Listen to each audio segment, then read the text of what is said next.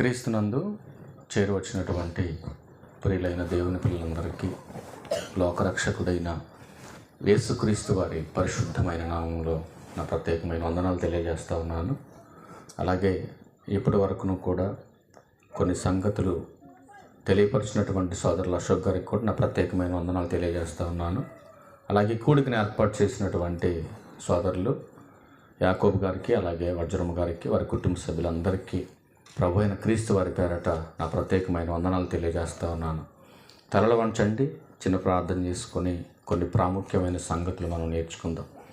ప్రార్థన చేసుకుందాం. మహాపరిశుద్ధుడు, ప్రేమ నమ్మకం కలిగిన మా తండ్రి, మీ ఉన్నతమైన ఘనమైన శ్రేష్టమైన నామానికి మీ ప్రియకుమారుడు మా అందరికీ లోకరక్షకుడైన క్రీస్తు వారి పేరట కృతజ్ఞత స్థుతులు చెల్లిస్తూ ఉన్నాను తండ్రి.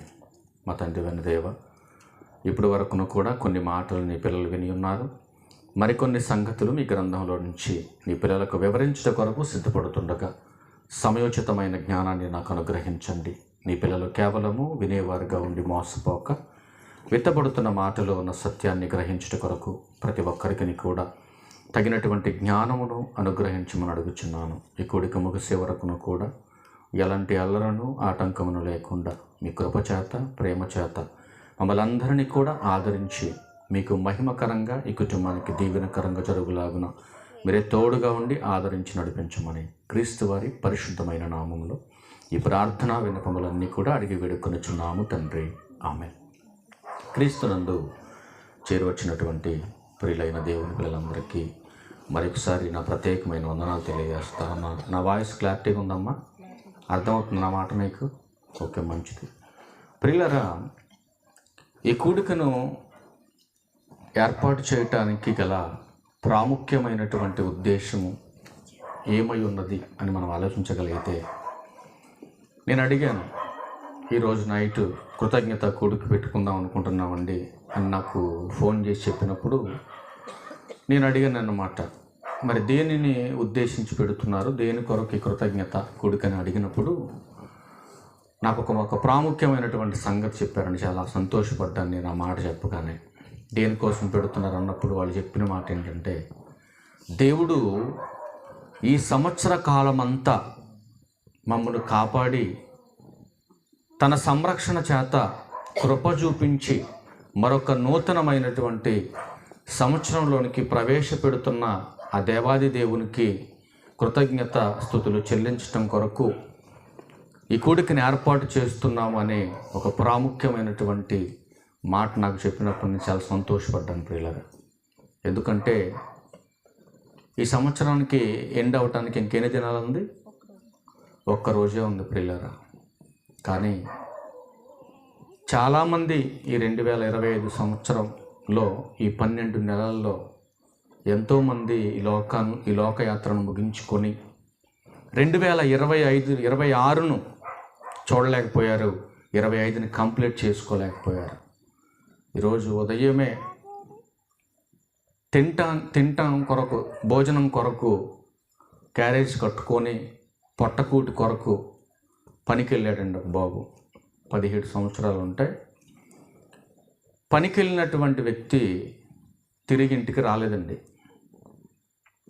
పని అయిపోయింది, భోజనం చేశారు, తిరిగి వస్తున్నారు ఆ పనికాడ నుంచి. కరెంటు వైర్ తగిలి బాబు అక్కడికక్కడే చచ్చిపోయాడు.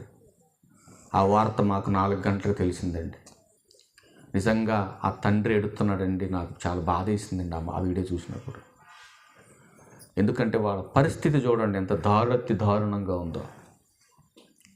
ఎందుకంటే ప్రియులారా, దేవుని కృప లేకపోతే, ఆయన కాపుదల లేకపోతే ఈ భూమి మీద మనిషి యొక్క జీవన మనుగడ లేదు. ఇది మనం గమనించాలి. మనం అనుకుంటాం మన చదువు, మన పరపతో, మన పలుకుబడో, మన ఒంట్లో ఉన్నటువంటి బలము వలనో మనం బ్రతుకుతున్నామని అనుకుంటున్నాం. మనం అసలు బయటికి వెళ్ళినటువంటి మనిషి ఇంటికి వచ్చేంత వరకు గ్యారంటీ వారంటీ లేదు ప్రియులారా. మనిషికి ఇచ్చినటువంటి ఆయుష్ చాలా చిన్నదండి. చాలా చిన్న ఆయుష్ ఇచ్చాడు మనిషికి దేవుడు. ఈ చిన్న ఆయుష్ కాలంలోనే దేవుడు ఏమంటున్నాడు తెలుసా అండి? నువ్వు బ్రతికి ఉండగానే బ్రతుకునిచ్చిన వాడిని గురించి తెలుసుకోవాలంటున్నాడు. రేపు ఒక్కరోజే ఉంది సంవత్సరానికి ముగింపు అని మనం అనుకుంటున్నాం. మరి మన ముగింపు ఎప్పుడు మనకు తెలుసా? మీరు ఆలోచించండి ఒకసారి. అంటే మనిషి యొక్క జీవితం మనిషి చేతిలో ఉందంటారా? మీరు ఆలోచించండి. అందుకే 2 మాటలు చూపించి ముందుకు తీసుకెళ్ళే ప్రయత్నం చేస్తాను. నిదానంగా వినండి, కంగారు ఏం లేదు. మంచి విషయాలు చెప్తాను, జాగ్రత్తగా వినండి. నీ బ్రతుకు గురించి నీకు భయం కలగాలి, బాధ్యత కలగాలి, భక్తి పెరగాలి. రేపు ఒక్కరోజే మన భక్తి వస్తే ఉపయోగం లేదు. మీరు ఆలోచించండి ప్రియులారా. నీ ధనమో లేకపోతే నీ పలుకుబడో నీకున్నటువంటి అధికారమో ఒక దినాన్ని దాటించి ముందుకు తీసుకెళ్ళలేదు.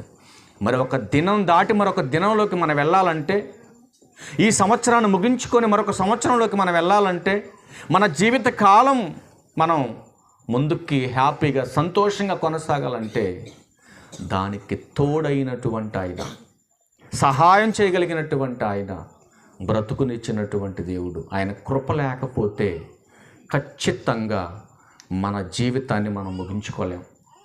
అందుకే ప్రాముఖ్యమైనటువంటి సంగతులు చూపిస్తాను మీకు. ముందుగా పరిచయ భాగంగా కొన్ని మాటలు చూపిస్తాను మీకు. పరిచయం ఇది. మీకు ప్రాముఖ్యమైన సంగతులు నేను చూపిస్తాను ముందు మీకు. 107వ కీర్తన 1వ వచనంలో ఒక ప్రాముఖ్యమైనటువంటి సంగతిని కీర్తనకారుడు మాట్లాడుతున్నాడు. చూద్దాం ఒకసారి. 107వ కీర్తన 1వ వచనం చూడండి. యెహోవా దయాళుడు, ఆయనకు కృతజ్ఞతాస్తుతులు చెల్లించుడి, ఆయన కృప నిత్యముండును. జాగ్రత్తగా ఇవి అండర్లైన్ చేసుకొని ఈ పాయింట్స్ అన్ని మీరు గమనించాలి.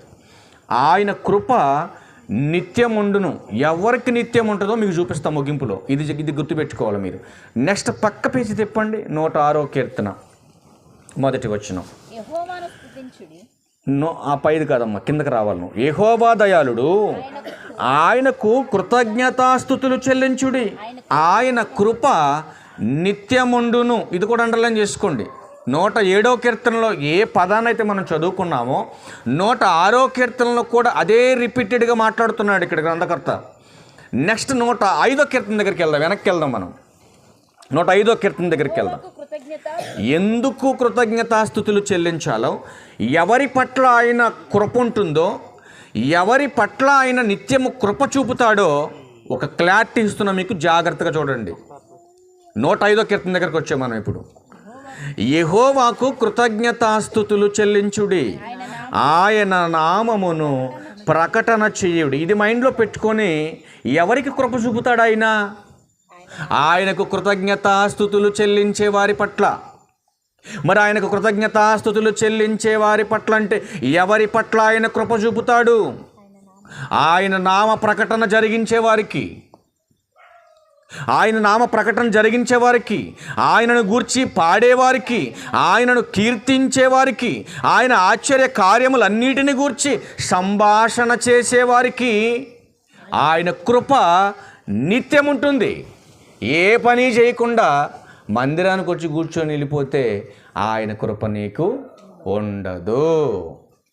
పనికి వెళ్ళాం, పని చేయకుండా గట్టు మీద కూర్చొని ఇంటికి వెళ్తే రైతు కూలిస్తాడా? ఎమ్మ ఇస్తాడా? మీరు నన్నే చూడాలి. ఎందుకంటే మీ గురించే చెప్తున్నాను నేను. మీ ఆత్మ బలపరచబడాలి. దేవుని వాక్యం అనే రక్షణ నీకు ఉండాలి. మరొక కాలంలోకి మనం మరొక సంవత్సరంలోకి ప్రవేశింపజేస్తున్నటువంటి దేవుని ఘనమైన నామానికి మహిమకరంగా మనం దేవుని మాట వినాలి, దాని ప్రకారం బ్రతకాలి. కనుక తల తిప్పకుండా జాగ్రత్తగా నేను చెప్పే మాటలు వింటే ప్రాముఖ్యమైనటువంటి విషయాలు చెప్తా. మీరు డిస్టర్బ్ చేస్తే మధ్యలో ఆపేస్తాం. మన జీవితంలో ఎంత అయిపోయింది తెలుసా? ఇప్పటికి నా వయసు 42. అంటే ఎంతకాలం పోయింది నా జీవితంలో? 42 సంవత్సరాలు పోయినట్టే. దేవుడు నాకు ఇచ్చినంత మమ్మ గర్భంలో నన్ను చేసినప్పుడు ఎంత ఇచ్చాడు నాకు? 70 లేక 80. అధిక బలం అన్నాడు. చెప్పలేము. నా ప్రవర్తన బట్టి పెంచుతాడు దాన్ని. అది కూడా చూపిస్తా బైబిల్లో మీకు. నా ప్రవర్తన బాగాలేదనుకోండి, వచ్చే సంవత్సరం ఉంటానని గ్యారంటీ ఉందా? వచ్చే సంవత్సరం నాకెందుకండి? ఈ రాత్రి ఒడ్డెక్కుద్దా? ఆయన కృప లేకపోతే నిత్య ఎక్కుద్దా? ఎక్కదు. ఇప్పుడు ఆయన కృప ఉంటే, ఆయన కృపను అనుసరించి మనం బ్రతికితే ఖచ్చితంగా ఆయన కృప చూపిస్తాడు. అందుకే ఇక్కడ ఏమంటున్నాడు చూడండి, 2వ వచనంలో ఆయనను గురించి పాడండి. ఒకటి ప్రకటన చేయమన్నాడు, రెండవది పాడమంటున్నాడు, మూడవది కీర్తించమంటున్నాడు. ఆయన ఆశ్చర్య కార్యములన్నిటినీ గూర్చి సంభాషణ చేయుడి. ఎంత మాత్రంతోనే అయిపోలేదండి, జాగ్రత్తగా మీరు వినాలి ప్రియులారా. ఆయన కృప నిత్యము ఎవరికి ఉంటుందో చెబుతున్నాను నేను. ఆయన కృప నిత్యము ఎవరికి తోడుంటుందో చెబుతున్నాను నేను, జాగ్రత్తగా మీరు వినాలి. ఒకటేమో ప్రకటించమన్నాడు, రెండవది పాడమన్నాడు, మూడవది ఆయనకి కీర్తి కలిగించేటటువంటి పనులు చేయమన్నాడు, నాలుగవది దేవుడు నీ బ్రతుకుల్లో చేసినటువంటి వాటన్నిటిని గురించి సంభాషణ చేయమంటున్నాడు కృతజ్ఞతాస్తుతులతో. అంటే ప్రకటన చేయమంటున్నాడు. నెక్స్ట్ ఏం చెప్తున్నాడు చూడండి, ఆయన పరిశుద్ధ నామమును బట్టి అతిశయించాలి. దేనిని బట్టి అతిశయించాలి? ఈరోజు 2025వ సంవత్సరాన్ని నేను పూర్తి చేసుకుంటున్నానంటే ఇది నా జ్ఞానాన్ని బట్టి కాదు, నా చదువుని బట్టి కాదు, నా పలుకుబడిని బట్టి కాదు, నా ఇంట్లో ఉన్నటువంటి ఈ యొక్క ఆభరణాలను బట్టి కాదు. మరి దేనిని బట్టి నేను 2025వ సంవత్సరాన్ని పూర్తి చేసుకొని 26లోకి నేను ప్రవేశిస్తున్నానని దేనిని బట్టి నువ్వు అతిశయపడాలంటే, బ్రతుకునిచ్చి బ్రతికించి మరొక సంవత్సరంలోనికి ప్రవేశించడానికి నాకు పట్ల కృప చూపించాడు నా పరలోకపు తండ్రి. ఆయనను బట్టి నేను అతిశయించాలి, అంతేగాని నన్ను నేను అతిశయించకూడదు. నాకున్నటువంటి బ్యాక్గ్రౌండ్ని బట్టి నేను అతిశయించకూడదు. నా పట్ల నిత్యము కృప చూపుతున్నటువంటి దేవుని నామ ఘనతను బట్టి నేను ఆయన్ని కృతజ్ఞతాస్తుతులు చెల్లించి ఆయనను మహిమపరిచేవాడుగా నేను ఉండాలి, ఆయనను బట్టి అతిశయించేవాడిగా ఉండాలి. యెహోవాను వెదుకువారు హృదయమందు సంతోషించుదురుగాక అన్నాడు. ఇప్పుడు చెప్పండి, సంతోషించాలి, సంతోషపడాలంటే దేన్ని ఎతికితే మనకు సంతోషం వస్తుంది చెప్పండి? ఏమ్మా చెప్పండి. సంతోషంగా ఉండాలంటే ఏముంటే సంతోషం ఉంటుంది మనకి? ఇప్పుడు చెప్పండి, ఎవరికి సంతోషం? దేవుని కృపను అనుసరించి దేవుని వాక్యానుసారంగా బ్రతుకుతూ దేవుని యందు భయము భక్తి కలిగి ఆయన పరిశుద్ధ నామమును బట్టి అతిశయించేటటువంటి వారు, ఆయనను వెదికేటటువంటి వారు, అట్లాంటి హృదయం కలిగిన వారు సంతోషంగా ఉంటారు. మరి దేవుణ్ణి ఎత్తకుండా లోకం మీద అడ్డగాడిలా తిరుగుడు సంతోషం ఉంటుందా? మీరు చెప్పండి, చెప్పండి, మీరు చెప్పండి. మరి ఎలా వెతకాలి దేవుణ్ణి? ఎక్కడ దొరుకుతాడు ఆయన ఎతకటానికి? ఏమ్మా, దేవుణ్ణి వెతకమని కీర్తనకారుడు రాశాడు. ఎక్కడ వెతకాలి దేవుణ్ణి? కనపడతాడు దేవుడు అసలు ఎవరికైనా? ఎవరైనా చూశారు దేవుణ్ణి? దేవుడైతే ఎవరికి కనపడడు, కానీ దెయ్యాలు కనపడతాయి కదమ్మా. దెయ్యాలు కనపడ్డాయి ఎవరికైనా? అసలు దెయ్యం కనపడుద్దా? బుర్రలేనోడు సినిమా తీసాడు, ఆడికి బుర్రలేదు. ఆ బుర్రలేని సినిమాలు చూసి ఈరోజు క్రైస్తవులు ఏం చేస్తున్నారు? దెయ్యం కనపడిందని చెబుతున్నారు. అసలు దెయ్యం ఎవరు తెలుసా? మారు మనసు పొందం నువ్వే దెయ్యానివి. మార్పు లేని బతుకుతున్నావు చూడు, నువ్వే దెయ్యానివి. దెయ్యం కనపడదండి, అంత అబద్ధం. అది ఉంటుందా దెయ్యం? దెయ్యం లేదండి. నువ్వు భయపడుతున్నావు అంటే నువ్వే దెయ్యానివి. దెయ్యానికి భయపడుతున్న వాళ్ళు దెయ్యాలు.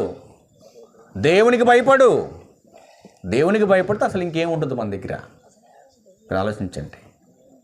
కనుక ప్రియమైన దేవుని వర్లారా, గ్రంథకర్త మాట్లాడుతున్నటువంటి మాట చూస్తే 4వ వచనం అంటున్నాడు కదా, యెహోవాను వెదుకుడి, ఆయన బలమును వెదుకుడి, ఆయన సన్నిధిని నిత్యము వెతకండి. ఎక్కడ ఎతకాలంట ఆయన్ని? ఆయన సన్నిధికి వచ్చి ఎతకాలి. ఆయన సన్నిధికి వచ్చి ఎతికితే ఆయన దొరుకుతాడు. ఆయన సన్నిధికి వచ్చి ఎక్కడ దొరుకుతాడు? ఆయన వెనకాల సీట్లో ఉంటాడా? మధ్యలో ఉంటాడా? పోడియం పైన ఉంటాడా? ఎక్కడ ఉంటాడు ఎతకడానికి ఆయన? ఏమ్మా, దేవుణ్ణి ఎతకమని చెప్పాడు గ్రంథకర్త. యెహోవాను వెతుక్కోండి, ఆయన వెతికితే మీకు నిత్యమైన సంతోషం ఉంది. మీ హృదయంలో కూడా సంతోషంతో ఉంటారు మీరు. ఏ విచారాలు ఉండవు, ఏ కల్మషం ఉండదు, ఏ శోధన ఉండదు, ఏ అపాయం ఉండదు. అలాంటి ఆయన్ని మీరు ఎక్కడికి వెళ్ళి ఎతకమంటున్నాడు? దేవుని మందిరానికి వచ్చి ఎతకమంటున్నాడు. మరి దేవుని మందిరానికి రండయ్యా మీకు సంతోషం వస్తుందని చెబుతుండే, వస్తున్నారా? రారు. ఎక్కడ దొరకనటువంటి సంతోషం, ఎక్కడ దొరకనటువంటి కృప, ఎవ్వరూ ఇవ్వలేనటువంటి సమాధానం, ఎవ్వరు చూపలేనటువంటి ప్రేమ దేవుడు మాత్రమే ఇవ్వగలిగినటువంటి ప్రేమ మనం వెలకట్లేదంటే. అందుకే భక్తుడైనటువంటి దావీదు గారు 23వ కీర్తన చదువుకున్నాం కదా వాక్యపట్నంగా. లాస్ట్ మాట చూడండి ఎంత బాగుంది అక్కడ మాట. దేవుణ్ణి ఎందుకు మందిరానికి వెళ్ళి వెతకాలో, ఎందుకు దేవుని మందిరానికి వెళ్ళాలో అక్కడ రాశాడు చూడండి, చదవండి, తీశారు కదా. నేను బ్రతుకు దినములన్నీ కృపాక్షేమములే నా వెంట వస్తాయి. చాలండి. ఏమొస్తాయండి ఆయన వెంట? ఆయన బ్రతుకు కాలం అంతా కూడా, తల్లి గర్భంలో ఎంత కాలం అయితే దేవుడు నిర్ణయించాడో ఆ నిర్ణయించినటువంటి కాలం ముగిసిపోయేంత వరకును కూడా ఆయన వెంట ఏమొస్తుందని చెబుతున్నాడు దావీదు గారు? కృప, క్షేమం. మనిషికి అవసరమైంది ఏంటండి? క్షేమమే కదండి. ఆయన కృప లేకపోతే క్షేమం లేదు. ఆయన కృప మనతో ఉంటే ఎక్కడికి వెళ్ళినా మనం క్షేమంగా మన ఇంటికి మనం వస్తాం. ఏ పని చేసినా సఫలమవుతుంది. ఏ ఉద్దేశం అయితే మనలో ఉందో, ఏ కోరిక అయితే మనలో ఉందో, ఏ ఆలోచన అయితే మనలో ఉందో, ఆయన కృప మనకుంటే ఖచ్చితంగా ప్రతి పనిలో మనం సక్సెస్ అవుతాం. ఏ అపాయం రాకుండా నేను కాపాడుతానని చెప్పాడు కదా. నీ రాకపోకల యందు, నీ గృహానికి, నీకు, నీ కుటుంబానికి ప్రతినిత్యం ఆయన ప్రొటెక్షన్ ఇవ్వాలంటే మరి ఆయన మందిరానికి రావాలి, ఆయన మాటలు వినాలి, ఆయన మాటను అనుసరించి మనం బ్రతకాలి. ఇప్పుడు ఒక మాట అడుగుతా, ఆన్సర్ చెప్పండి. ప్రాముఖ్యమైనటువంటి మాటలు రెండు చూద్దాం. ఇంకా కాలవశుడు దేవుడా మానవుడా? కాలవశుడు అంటే అర్థం ఏంటి తెలుసా అండి? కాలాన్ని వశపరుచుకున్నవాడని అర్థం. అవునా? కాలాన్ని వశపరుచుకున్నవాడు అంటే చేత పట్టుకున్నవాడు అని అర్థం. ఇప్పుడు కాలాన్ని వశపరుచుకున్నవాడు దేవుడా మానవుడా? ఏమ్మా, ఎంతమంది నమ్ముతున్నారు ఇది? కాలం ఎవరి చేతిలో ఉంది? దేవుని చేతిలో ఉంది. అవునా కదా? మరి ఈ కాలాన్ని వశపరుచుకున్నటువంటి దేవుడు ఆ కాలంలో ఎలా బ్రతకాలో, ఎలా కాలాన్ని అనుసరించమన్నాడో, ఎలా సద్వినియోగపరుచుకోమన్నాడో చెప్పాడా లేదా? మీరు చెప్పాలి జాగ్రత్తగా. ఇచ్చిందే చిన్న కాలం. ఇచ్చినటువంటి కాలంలో దేవుడు ఏమంటున్నాడంటే, ఇదిగో నాయన, సమయాన్ని పోనివ్వద్దు, మీరు సద్వినియోగపరుచుకోండి, జ్ఞానులుగా బ్రతకండి, ఇదిగో నా చిత్తం ఏంటో, నా ఇష్టం ఏంటో మీరు ఎరగండి అని చెప్పాడు ఆయన. ఇప్పుడు ఎరిగిన వారు జ్ఞానవంతులు, ఎరగని వారు ఏమన్నాడు బైబిల్? అజ్ఞానులు అన్నాడు. ఇప్పుడు అజ్ఞానంగా బ్రతికిన వాడికి సంతోషం ఉంటుందా? మీరు చెప్పండి. ఉంటుందండి? సంతోషం ఉండదు. ఒకవేళ చిన్న చిన్న సంతోషాలు ఉన్నా నిత్యమైనటువంటి సంతోషం వాళ్ళకు ఉండదు. అందుకే బైబిల్ ఉంటుంది కదా, ఇదిగో కాలాన్ని మీకు ఇచ్చాను, కాలాన్ని మీకు ఇచ్చేసి ఈ కాలానికి అనుగుణంగా బ్రతకమంటున్నాను, కానీ మీరు బ్రతకకుండా మీ కాలాన్ని వ్యర్థపరుచుకుంటున్నారు. వ్యర్థపరుచుకుంటున్నటువంటి కాలాన్ని ముగించేసుకున్న తర్వాత ఏం జరుగుద్దో మీకెవరు చెప్తారు? మీ అమ్మ చెప్పుద్దా? నవమాసాలు మోసింది కదా, ప్రొటెక్షన్గా నీకుండి నువ్వేది అడిగితే అది, అడిగినవి కొన్ని, అడగకుండా కొన్ని కొనిపెట్టినటువంటి మీ నాన్న చెబుతాడా? పోనీ మందులు ఇచ్చిన డాక్టర్ చెప్తాడా? పాఠాలు చెబుతున్నటువంటి స్కూల్ టీచర్ చెప్తాడా? నీ చుట్టూ ఉన్నటువంటి పరిసర ప్రాంతాల్లో ఉన్నటువంటి జ్ఞానవంతులను చెప్పుకొని తిరుగుతున్న వారు ఎవరైనా చెప్పగలరా ఇవన్నీ? మరి ఎవరు చెప్తారు ఇవన్నీ? ఎవరు చెప్పాలి? మానవ బ్రతుకును గూర్చి, మానవ మనుగడను గూర్చి, ఈ కాలాలను గూర్చి ఎవరు చెప్పాలి మనకి? చెప్పండి. ప్రసంగి గ్రంథం 6వ అధ్యాయం. ప్రసంగి గ్రంథం 6వ అధ్యాయం 12వ వచనంలో భక్తుడైనటువంటి సొలొమోను గారు ఒక మాట చెప్తున్నాడు. నీడవలే తమ దినములన్నీ వ్యర్థముగా గడుపుకొనొచ్చు, మనుషుల బ్రతుకునందు ఏది వారికి క్షేమకరమైందో ఎవరికి తెలుసండి? ఒక్క నిమిషం అక్కడ ఆగుదాం తల్లి, ఎందుకు కొరగటం? ఒకసారి ఆలోచించండి. నీకు ఇచ్చిన కాలాన్ని నీకు నచ్చినట్టుగా వ్యర్థంగా గడుపుకొని బ్రతుకుతా ఉన్నావు భూమి మీద. మరి నీకు ఇచ్చిన కాలాన్ని నువ్వు వ్యర్థపరుచుకుంటే, వ్యర్థంగా బ్రతికితే, మరి నువ్వు పోయిన తర్వాత ఏం జరుగుద్దో ఎవరు చెప్తారు నీకు? మరణం తర్వాత మరొక జీవితం ఉంది తెలుసా క్రైస్తవుడికి? తెలుసమ్మా? మరణం తర్వాత మరొక జీవితం ఉంది. ఈ బ్రతుకు ముగిసిన తర్వాత మరొక బ్రతుకు ఉందని ఎంతమంది నమ్ముతున్నారు? చేతులు ఎత్తండి. ఈ బ్రతుకు తర్వాత మరొక బ్రతుకు ఉందని ఎంతమంది నమ్ముతున్నారు? నమ్మాలి. ఎందుకంటే ఎన్నో వాస్తవమైనటువంటి సంఘటనలు ఈ భూమి మీద పెట్టాడు దేవుడు నీ మనోనేత్రాలు తెరిపించడానికి. ఒక చిన్న గింజను చూడండి, ఒక మొక్కజొన్న గింజను. ఆ గింజ భూమిలో నాటినప్పుడు అది 5వ రోజు 7వ రోజు మరణించి ఒక నూతనమైనటువంటి జీవితాన్ని అది తెచ్చుకుంటుంది. అదే నీ జీవితం. గింజలాంటి జీవితాన్ని ముగించేసుకున్న తర్వాత ఆత్మీయ జీవితాన్ని, ఒక నూతనమైనటువంటి జీవితం, మరొక జీవితం ఉందని మనం ఎరగాలి, క్రైస్తవులమైనటువంటి మనం అందరం కూడా. అందుకే చెప్తున్నాడు ఆయన, నీడవలే తమ దినములన్నీ వ్యర్థంగా గడుపుకొనుచున్నటువంటి మనుషుల బ్రతుకునందు ఏది జరుగుతుందో పోయిన తర్వాత ఎవరికి తెలుసు? చెప్పండి, ఎవరు చెప్పాలి ఏం జరుగుతుందో? యాకోబు గారు రాసిన పత్రిక 4వ అధ్యాయం 14వ వచనం చూడండి ప్రియులారా. యాకోబు గారు రాసిన పత్రిక 4వ అధ్యాయం ఏమంటున్నాడు చూడండి. రేపు ఏమి సంభవించినో ఏమండి, ఈరోజు చనిపోయినోడికి తెలుసా? ఒక కొడుకు చనిపోయినందుకే ఒక తండ్రిగా, రక్తాన్ని పంచినటువంటి తండ్రిగా, ఏమండి అతి కొద్ది సమయంలో ఏర్పడిన మీ రక్తబంధ విషయంలోనే మీరు తట్టుకోలేక తల్లడిల్లిపోయి ఏడుస్తున్నారే. కోట్ల సంవత్సరాలుగా మనుషులతో ఉన్నటువంటి ఆయన ఆత్మీయ బంధం, మరి ఆయన ఎంత తల్లడిల్లిపోవాలి మీరు చెప్పండి? ఒక కొడుకు చనిపోతేనే ఒక తండ్రిగా అంత గోడుమని ఏడుస్తున్నాడు హాస్పిటల్ ముందు కూర్చొని. మరి కోట్ల మంది పిల్లలు చనిపోతుంటే మరి పరలోకపు తండ్రి ఎంత బాధపడతాడు ఆలోచించండి. ఏ ఒక్కడికైనా భయం ఉందా అండి? ఏ ఒక్కడికైనా ఆలోచన ఉందా అండి? మీరు ఆలోచించండి. చనిపోతే కానీ తెలియదండి మనిషి జీవిత విలువ ఏంటో. చనిపోయిన తర్వాత ఏం చేస్తావు నువ్వు? ఏం చేస్తావు? ఏం చేయలేవు. నువ్వు నమ్ముకున్నటువంటి నీ కుటుంబం కూడా నీతో రాదు. నువ్వు ఆధారపడి బ్రతుకుతున్నటువంటి ఈ లోకం నిన్ను మోసం చేస్తుంది, అది నీకు అర్థం కావట్లేదు. నరకానికి జారిపోయేలాగా ఆత్మీయతను పాడు చేయటానికి అపవాది ప్రేరేపిస్తున్నాడు నిన్ను. వెళ్ళకపోయినా ఏం పర్లేదు, మందిరానికి ఏం పర్లేదు, నువ్వు దేనికి భయపడనక్కర్లేదు, ఏం తక్కువ నీకు, అన్నీ ఉన్నాయి ఒక ఆయనకి, అన్నీ ఉన్నాయి ఒక ఆయనకి అనుకుంటున్నాడు. ముందు పెట్టుకొని, అన్నీ ముందు పెట్టుకొని, నా ప్రాణంతో ప్రాణమా, అనేక సంవత్సరాలకు కావలసినటువంటి సంపదంతా సమకూర్చాను నీకు, ఇక తిను, త్రాగు, సంతోషపడు అన్నాడు. దేవుడు వినేసాడు ఈ మాట. వెంటనే అడుగుతున్నాడు, ఒరే పిచ్చోడా, ఈ రాత్రి నీ ప్రాణం నేను తీసేసుకుంటాను. మరి ఎవరి కోసం ఇదంతా? మీరు ఆలోచించండి. ఎవరి కోసం ఇదంతా? నీకు ఆరోగ్యం ఉంది కాబట్టి, ఆయుష్ ఉంది కాబట్టి మందిరం ఎక్కొట్టి నీకు నచ్చినట్టు బ్రతుకుతున్నావు నువ్వు. అదే ఒక్కటి ఇచ్చాడు అనుకో, ఎవడు చేయాలి ఆ పని? ఏమ్మా, ఎవడు చేస్తాడు ఆ పని? నువ్వు ఆలోచించు. నువ్వు అనుకుంటావు నీ అహం ఏం చేస్తుందంటే, వెళ్ళకపోయినా నన్ను ఎవడు లెక్క అడుగుతాడు అనుకుంటావు నువ్వు. కానీ లెక్కలు అడిగే మాస్టర్ ఒక ఆయన ఉన్నాడు.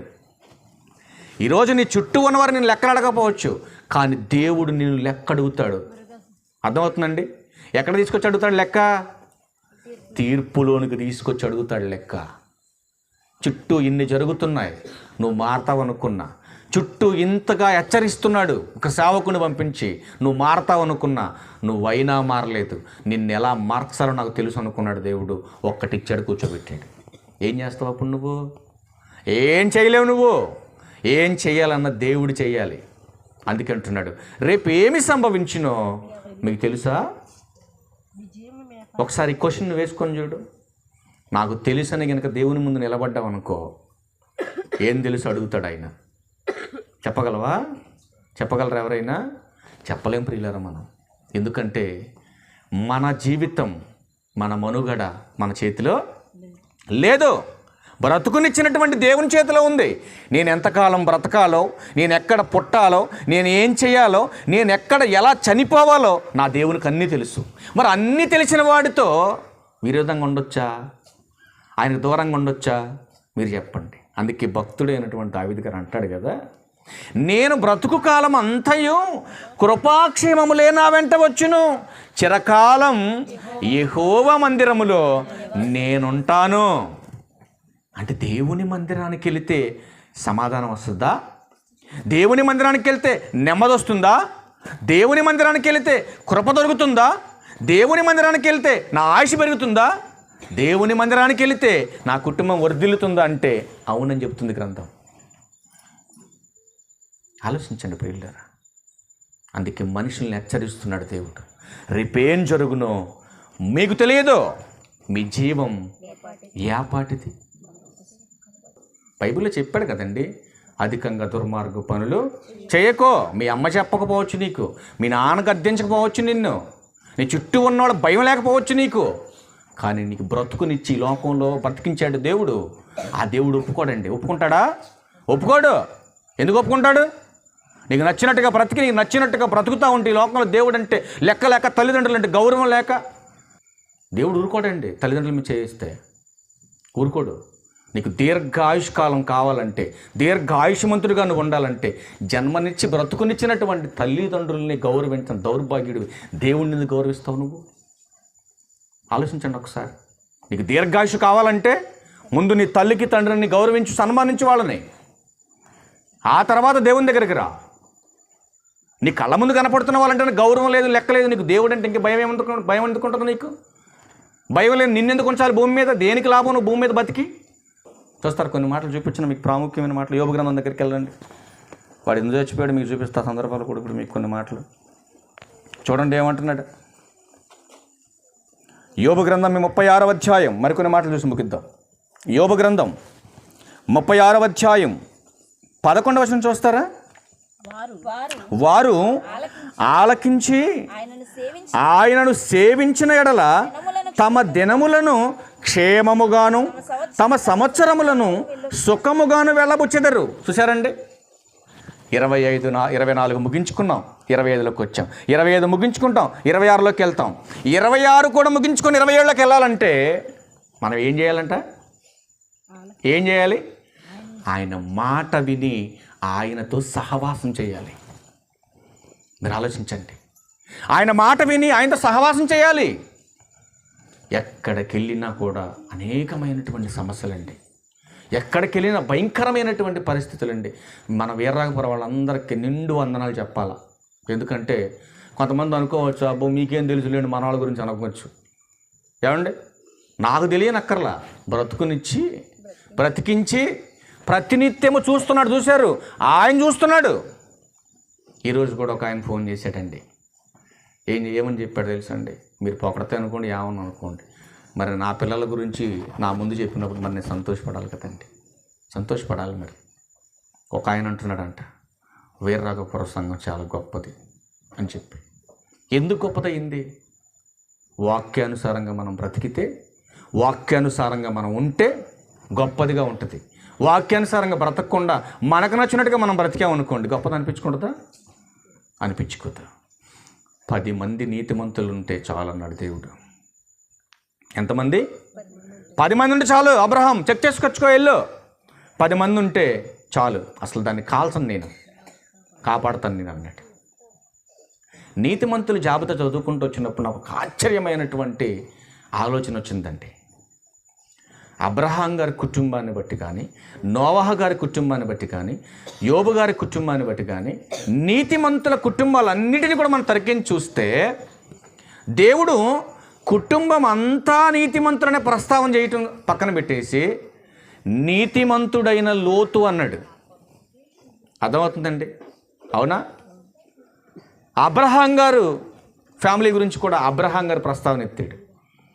ఇస్సాక్ గారి ఫ్యామిలీ దగ్గరికి వచ్చేసరికి ఇస్సాక్ గారి ప్రస్తావన తీసుకొచ్చాడు.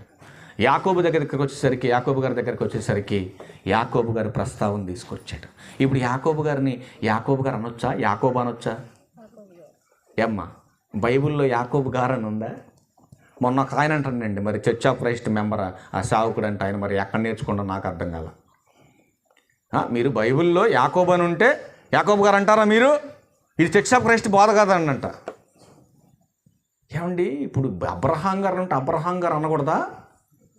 యాకోబు గారు అంటే యాకోబు గారు అనకూడదా? అది బైబిల్లో రాసి పెట్టుంటేనే అంటావా మాట? అది రెస్పెక్ట్ అండి, విశ్వాస వీరులకు ఇచ్చేటటువంటి రెస్పెక్ట్. మరి సేవకుల్నే ఏమంటున్నారండి? పాస్టర్ గారండి ఎందుకు అనాలి మరి? ఏమండి, నిన్ను మాత్రం పాస్టర్ గారండి అని పెట్టాలా? భక్తులను మాత్రం అనకూడదా? పొద్దున ఒక పాస్టర్ గారు చెప్పాడులేండి నాకు ఇలా అని, ఇటు జరిగింది బావగారు అని చెప్తే నేను చెప్పిన అట్లాంటి పనికి మాలో ఉంటే పిలవమాకని చెప్పింది. నేను వాక్యాన్ని వాక్యానుసారంగా చెప్పేవాడిని విలువ, ప్రతి పనికి మాలోని పిలవమాక ఎక్కించమాకని చెప్పింది నేను. ఏమన్నా అందరు చెప్తారు వాక్యం, అందరు చెప్పేది వాక్యం అనుకుంటే గుడ్డెది చేలో పడేట్టు ఉంటుంది నీ బతుకు. అందరు చెప్పేది వాక్యం కాదు, వాక్యానుసారమైనటువంటి బోధ చేసేవాడే బోధకుడు. అంతేగాని ఈరోజు చాలామంది ఉన్నారు, వాళ్ళందరూ మనకొద్దు, పక్కన పెట్టండి. అసలు వాక్యం ఏం చెప్తుందో మనకు కావాలి. ఇప్పుడు ఏమంటున్నాడు దేవుడు ఇక్కడ? ఇంక 2 మాటలు చూసి క్లోజ్ చేద్దాం. ఏమంటున్నాడు? వారు ఆలకించి ఆయనను సేవించిన ఎడల తన దినములన్నీ క్షేమముగాను తమ సంవత్సరములన్నీ సుఖముగాను వెళ్ళబుచ్చుదురు అన్నాడు. ఇప్పుడు మనం సుఖంగా మన కాలాన్ని ముగించాలంటే మనం ఏం చేయాలి? ఆయనను అనుసరించాలి. ఆయనను అనుసరించాలి. 12 ఏమంటున్నాడు?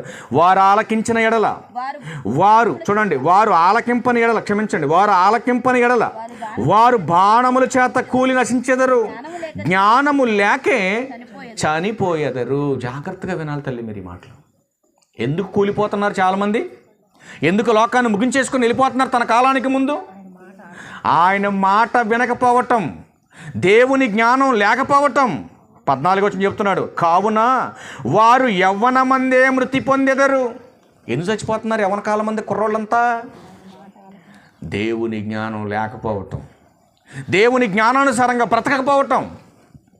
దేవుని జ్ఞానం లేకపోతే యవనస్తులు కంట్రోల్లో ఉండరు. ప్రియులను మీరు ఆలోచించండి. ఏ యవ్వన కాలం అయితే ప్రాముఖ్యమైనది, బలమైనది, దేవుని కాడిమోసే కాలమని దేవుడు ఈ యవ్వన కాలాన్ని బైబిల్లో అంతగా హెచ్చించి మాట్లాడాడు.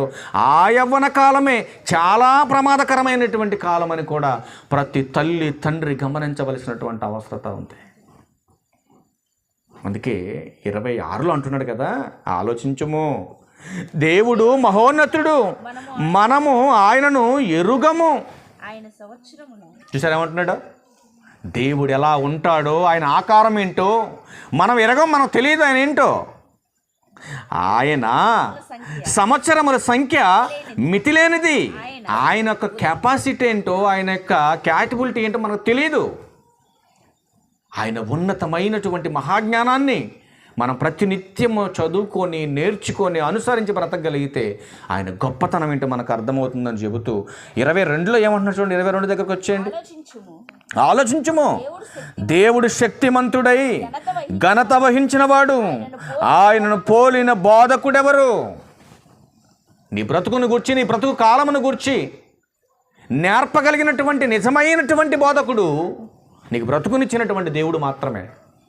నీ కాలం ఎంతవరకు నువ్వు బ్రతకాలో, ఆ బ్రతుకు కాలంలో నువ్వేం చేయాలో, నీ కాలం ఏ రీతిగా మూసిపోతుందో అది దేవుడు మాత్రమే చెప్పగలిగింది. ప్రియమైన దేవుని వారలారా, ఆయన మాత్రమే బోధించగలుగుతాడు, ఆయన మాత్రమే నీకు వినిపించగలుగుతాడు. మరి ఎవరు చెప్పలేరు ఈ మాటలు. ఎందుకనంటే మన కాలం, మన సమయం దేవుని చేతిలో ఉంది. ఎవరైనా మార్చగలరండి మన కాలాన్ని? 2 మాటలు చూద్దాం ఒకసారి. అపోస్తుల కార్యములు ఒకసారి చూద్దాం. అపోస్తుల కార్యములు 1వ అధ్యాయం 7వ వచనం చూడండి ఒకసారి. అక్కడ ఒక ప్రాముఖ్యమైన సంగతి ఉంది. మరొక మాట చూసి ముగిద్దాం. కాలములను, సమయములను తండ్రి ఎక్కడ ఉంచుకున్నాడంటే అండి, మరి ఎవరైనా దీన్ని మార్చగలరా? ఆయన స్వాధీనంలో ఉన్నటువంటి కాలాన్ని, సమయాన్ని ఏ మనుషుడైనా, ఏ శాస్త్రవేత్త అయినా మార్చగలరా? ప్రియులారా మీరు ఆలోచించండి. వాటిని తెలుసుకొనుట మన పని కాదు. దేవుడు మనకిచ్చినటువంటి కాలాన్ని దేవునికి నచ్చినట్టుగా మనం బ్రతికితే దేవుడు ఆయుష్ను పెంచే అవకాశం ఉంది. కానీ ఏమండి, దేవుడు 70-80 అన్నాడు కదా, ఇప్పుడు నాకు 20 కదా, ఇంకా నేను 50 ఏళ్ళు బతుకుతాలేండి అనుకోవటానికి లేదు. ఉందా? లేదు. ఎందుకు లేదు చెప్పమంటారు? ఒక మాట. కీర్తనల గ్రంథం 31వ కీర్తన 15వ వచనం చూడండి. కీర్తనల గ్రంథం 31వ కీర్తన 15వ వచనం చూడండి. అక్కడ ఏం మాట్లాడుతున్నాడు? నా కాలగతులు ఎవరి వశంలో ఉన్నాయి? నా కాలం, ఆ కాలంలో నేను చేస్తున్నటువంటి పనులు అవన్నీ కూడా నీ వశం. నేను నాకు ఇచ్చినటువంటి కాలంలో నేనేం చేస్తున్నాను, ఎక్కడికి వెళుతున్నాను, ఎలా ఉంటున్నానో అవన్నీ కూడా నా చుట్టూ ఉన్న వాళ్ళకి తెలియకపోవచ్చు. కానీ ఎవరో తెలుసు? కాలవశుడైనటువంటి దేవుని వశములో ఉన్నటువంటి నీ స్థితిగతులన్నీ దేవునికి తెలుసు. దేవుడు నిన్ను చూస్తున్నాడా, చూడట్లేదా? చూస్తున్నాడా, చూడట్లేదు? ఎక్కడుంటే చూస్తాడు? ఎక్కడుంటే చూస్తాడు? చూడండి ఒకసారి. దేవుణ్ణి కళ్ళు గప్పి నువ్వేం చేయలేవు. నువ్వు ఇంటి దగ్గర ఉన్న 139వ కీర్తన ప్రారంభ వచనం నుంచి కొన్ని మాటలు చూస్తే, 139వ కీర్తన ప్రారంభం కొన్ని వచనాలు చూద్దాం. యెహోవా, నీవు నన్ను పరిశోధించి తెలుసుకొని ఉన్నావు. ఎలా తెలుసుకుంటున్నాడు దేవుడు? పరిశోధించి, అంటే పరిశీలనగా చూస్తున్నాడు ఆయన. ప్రతి మనిషి ఎక్కడెక్కడ ఉంటున్నాడో, ఎక్కడికి ప్రయాణిస్తున్నాడో, ఏ పని చేస్తున్నాడో, ఎలా ఉంటున్నాడో ప్రతిదీ గమనిస్తున్నాడు దేవుడు. చూడండి ఏమేం గమనిస్తున్నాడు చూడండి. నేను కూర్చోవటం ఆయన చూస్తున్నాడు, నేను లేవటం ఆయన చూస్తున్నాడు. ఆయనకు తెలుసు. అంటే నాకు ఆలోచన రాకమునుపే నీవు నా మనసు గ్రహించుచున్నావు, నా నడకను నా పడకను నీవు పరిశీలించి చేసి ఉన్నావు. నేను ఎక్కడికి నడుస్తున్నానో, నేను ఎక్కడ పడుకుంటున్నానో చూసారు. జాగ్రత్తగా వినండి. నేను కూర్చోవటం ఆయనకు తెలుసు, నేను లెగటం ఆయనకు తెలుసు, నేను ఏం ఆలోచిస్తున్నానో ఆయనకు తెలుసు, నేను ఎక్కడికి నడుస్తున్నానో ఆయనకు తెలుసు, నేను ఎక్కడ పడుకుంటున్నానో కూడా ఆయనకి తెలుసు. నా పనులన్నిటినీ నీవు బాగుగా తెలుసుకొని ఉన్నావు యెహోవా. చూడండి, మాట నా నాలుకకు రాకమునిపే అది నీవు పూర్తిగా తెలిసి ఉన్నది. వెనుకను ముందును నీవు నన్ను ఆవరించి ఉన్నావు. చూసారండి, కాలవశుడైనటువంటి దేవుడు నిన్ను పరీక్షిస్తున్నాడు, నిన్ను చూస్తున్నాడు. నీ క్రియలు బాగుంటే దేవుడు నిన్ను కాపాడుతాడు. నీ ప్రవర్తన బాగుంటే దేవుని కృప నీకు తోడుంటుంది. మరి నీ ప్రవర్తన, నీ క్రియలు, నీ బిహేవియర్ బాగాలేకపోతే మరి దేవుడు ఎందుకు తోడుంటాడు మీరు చెప్పండి. అందుకే ఒక్క మాట చూద్దాం. చూడండి, కీర్తనల గ్రంథం, క్షమించండి, ప్రసంగి గ్రంథం 3వ అధ్యాయం, ప్రసంగి గ్రంథం 3వ అధ్యాయం 14 నుంచి చూడండి కొన్ని మాటలు. దేవుడు చేయు పనులన్నీ శాశ్వతములని నేను తెలుసుకుంటుని. ఎవరు అంటున్నారు ఈ మాట? భక్తుడైన సొలొమోను గారు అంటున్నాడు. దేవుడు చేసిన పనులన్నీ కూడా శాశ్వతములు అంటే అర్థం ఏంటి? కొంతకాలం ఉండిపోయాయి కాదని. అంటే శాశ్వత కాలం ఉండేటటువంటివన్నీ చేశాడు దేవుడు. ఇప్పుడు సూర్యుని చేశాడు, ఎంతకాలం ఉంటుంది సూర్యుడు? భూమిని చేశాడు, ఎంతకాలం ఉంటుంది? యుగ సమాప్తి వరకు ఆయన కలగజేసిన ప్రతిదీ కూడా అలా ఉత్పత్తి అవుతూనే, అభివృద్ధి కలుగుతూనే మానవాళి యొక్క మనుగడకు ప్రకృతి అంతా పనిచేస్తుంది. మనం భూమి పుట్టిన దగ్గర నుంచి, సముద్రాలు కలగజేయబడిన దగ్గర నుంచి, సముద్రాల్లో చేపలు అయిపోయినాయి అన్నోళ్ళు ఉన్నారు ఎవరైనా? లైఫ్ ఫిష్లో చేపలు అయిపోయింది అని చెప్పిన వాళ్ళు ఉన్నారు, కానీ సముద్రాల్లో చేపలు అయిపోయినాయి అన్నోడు ఎవడన్నా ఉన్నాడు? ఎక్కడైనా ఉన్నాడండి? ఇప్పుడు మామిడి చెట్లు ఉన్నాయి, 20 ఏళ్ళ నుంచి కాస్తున్నాయి, అయిపోయింది, సరుకు అయిపోయింది అంటుంది. ఎప్పుడైనా మామిడి చెట్టు అంటలా. మీ తాతకి ఇచ్చింది, మీ నాన్నకి ఇచ్చింది, మనకు కూడా ఇస్తుంది. ఆ తర్వాత మన కొడుకులకి, మన పిల్లవాళ్ళకి కూడా ఇచ్చింది ఉంటే చెట్టు, అప్పుడు దాకా నరక్కుండా ఉంటే ఎత్తుందా లేదా? ఏం చేశాడు ఇప్పుడు దేవుడు? వాటిని శాశ్వత కాలం ఉండటం కొరకు వాటిని దేవుడు నీ కోసం, నా కోసం చేశాడు. ఈ లైట్లు ఎంతసేపు ఉంటాయి? దాని వెనకాల శక్తి ఉండి ఈ పని ఉన్నంతసేపు ఉంటాయి, అంతేనా? ఇప్పుడు పని అయిపోయింది, మొత్తం వెళ్ళిపోయిన మనకు ఏం చేస్తాడు? అశోక్ గారు లైట్లు స్విచ్ కట్టి పీకేస్తాడు మొత్తం, అంతేనా? పని అయిపోయింది కానీ పీకేస్తాడు, అవునా? ఇప్పుడు ఈ లైట్లు వెలగాలంటే ఏం కావాలి? వీటికి పవర్ కావాలి, అంటే శక్తి కావాలి అట్లా వెలిగించడానికి. ఇప్పుడు సూర్యుని వేసాడు దేవుడు, ఏమంటే దానికి కరెంట్ అవసరమా? బొగ్గు అవసరమా? పెట్రోల్ అవసరమా? ఏ ఇంధనం చేత మండుతుంది సూర్యుడు? దేవుని యొక్క మహాశక్తి, దానివలన అది దగదగ మండుతుంది. మరి ఎప్పుడైనా దాంట్లో ఇంధనం అయిపోయింది, శక్తి అయిపోయింది అని ఎప్పుడైనా పవర్ తగ్గింది దానికి? ఇక రాబోతున్న 2 నెలలు దాని విశ్వరూపం చూపించింది. 2 నెలలు ఆగితే ఏమొస్తుంది? 2 నెలలు ఆగితే వేసవి కాలం వస్తుంది. ఇప్పుడు ముసుగులు వేసిన వాళ్ళందరూ అప్పుడు ముసుగులు తీసేసి తిరుగుతారు అప్పుడు, అవునా కదా? దేవుడు ఎంత గొప్పవాడు చూడండి. ప్రతి దానిని దాని పని నిమిత్తం కలగజేశాడు దేవుడు.